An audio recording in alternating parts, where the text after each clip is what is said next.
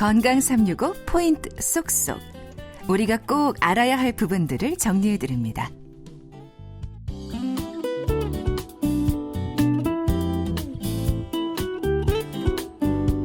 건강 365 박광식의 건강 이야기. 오늘은 어깨 질환, 특히 회전근개 파열을 중심으로 알아봅니다.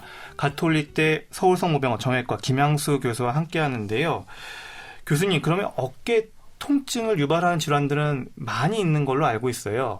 그래서 운동 어떤 어깨의 범위, 각도하고 그다음에 언제 통증이 생기는지 요걸로 좀 질환들을 구분할 수 있는 어떤 노하우가 있을까요? 예, 있습니다. 그 진단할 때 저희가 쓰는 그 기준이죠. 기준인데 크게 지금 어깨 질환은 많지만 일반 분들이 제일 유병률이 많은 것이 이제 회전근개 파열, 힘줄, 그 다음에 오십견, 동결견의 오십견, 그 다음에 이제 석회와 건염, 석회성 건염, 이게 세 가지가 크게 메인으로 환자들이 제일 많이 걸리는 이제 질환인데요. 관절 운동 범위로 보면 관절 운동 범위가 줄어들죠. 우리가 팔을 들 때 잘 안 들린다는 분들이 제일 많은데 그렇게 들리는 그 팔이 잘 못 드는 그런 통증과 함께 있는 부분이 셋 다 마찬가지로 팔을 못 드는데 회전근개 같은 경우는 초기에는 본인이 팔을 못 들지만 옆에서 팔을 이렇게 들어주는 수동 운동은 가능합니다. 근데 동결견 같은 경우는 그 수동 운동도 안 되는 거죠.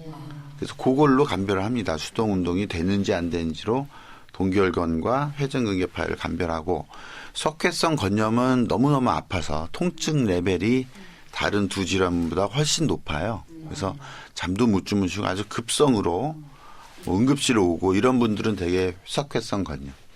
회전근개 파열이나 동결견은 별로 응급실까지는 오진 않고 그냥 지그시 아프시다가 점점점 심해지는 그런 진구성 만성이라고 그러죠. 그런 패턴을 보이시고 급성으로 오는 경우는 이제 석회성 건염 그렇게 됩니다.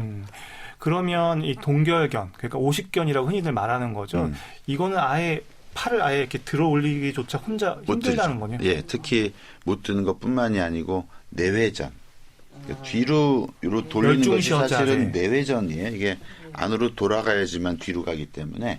근데 내회전은 일상생활에서 남자분 같은 경우는 이제 뒷주머니에서 지갑을 넣고 빼기가 점점 힘들어졌다. 근데 여자분들 같은 경우는 이제 여기 뭐 브레이저나 안에 이 옷을 갈아입을 때 이게 올라가야 되거든요. 그런 게 힘들다 이렇게 호소하시죠. 외래 오셔서. 그럼 회전근개 파열, 그러니까 어깨 인대 파열이 남이 좀 도와주면 어깨를 갖다가 팔을 올릴 수 있다. 그렇죠. 이거는 어떻게 설명이 가능할까? 일부만 근육이 파열되고 인대가 파열되고 나머지 인대는 좀 도움이 작동을 해서 이렇게 올릴 수 있다 이렇게 볼 수 있는 건가요? 그 인대가 아니고 건입니다. 힘줄. 네, 힘줄. 힘줄 파열이 이제 회전근개 건 파열인데 지금 본인이 못 들지만 옆에서 도와주면 들 수 있다는 거는 그 힘줄이기 때문에 그래요. 그러니까 힘줄이 그 팔을 들어 올리는 기능을 하는 힘줄이기 때문에 그 힘줄이 끊어지면은 팔을 못 들어 올리지만 옆에서 이렇게 도와주면 그 힘줄이 쓰지 않더라도 수동적으로 올릴 수 있는 거예요. 굳어있지가 않기 때문에. 근데 이게 동반되어 있는 경우도 많이 있어서 사실은 그 사이에 감별이 좀 필요하긴 한데 전체적으로 대략적으로 말씀드리면 그 정도 차이가 나오는 겁니다. 그럼 연령대별로 좀 잘 생기는 어깨 질환 종류가 좀 다를까요? 네, 맞습니다. 그 대부분 아까도 말씀드렸지만 어깨 질환은 좀 노인성 이 시니어들에 이완되는 질환이기 때문에 대부분 50대 이상으로 대부분 이렇게 자리하는데 50대 특히 많은 거는 50견이죠. 그래서 이름이 50견입니다.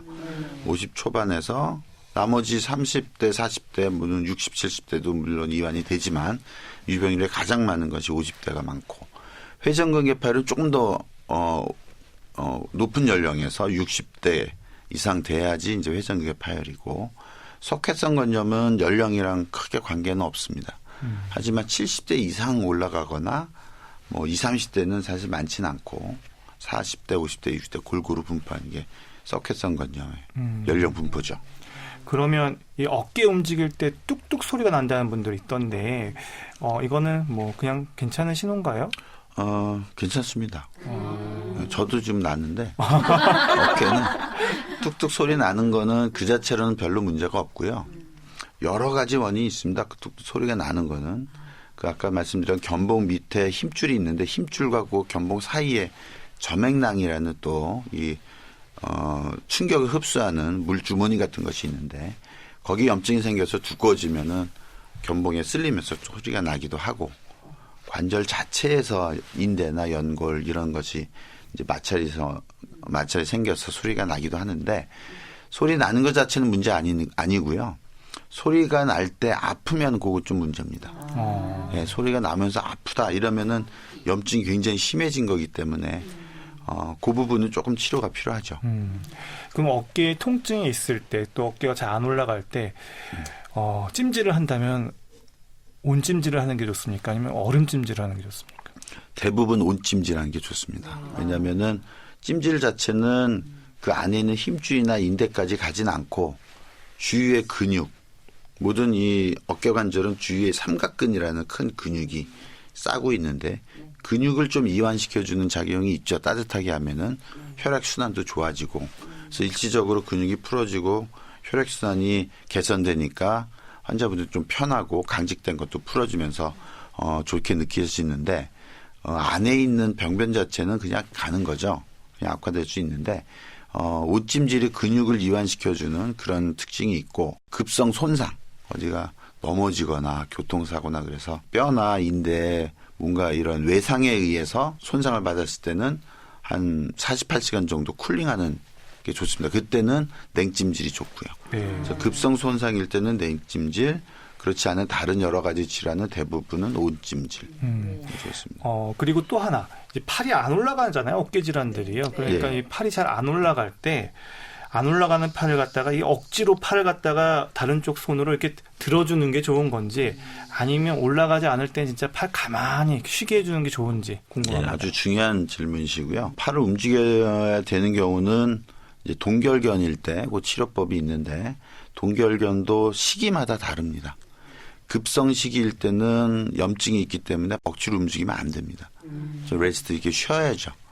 쉬어야 되고 아까도 얘기했지만 급성일 때 이 뭐 냉찜질 한다거나 온찜질 한다거나 그렇게 약물 치료한다거나 이렇게 보존적으로 해야 되고 급성 시기가 지나서 굳기 시작하면 그때는 조금 아프지만 수동적으로 스트레칭 운동을 해주는 것이 치료법입니다. 그래서 시기별로 다르다. 수동적으로 해준다는 얘기가? 수동적으로 움직이는 거는 본인은 힘을 빼고 자기 근육을 이완시킨 상태에서 누군가가 옆에서 또는 기계를 이용해서 팔을 들어주고 돌려주는 거죠. 아, 그렇군요. 예. 이렇게 또 어깨 질환에 대한 또 궁금증 알아봤습니다.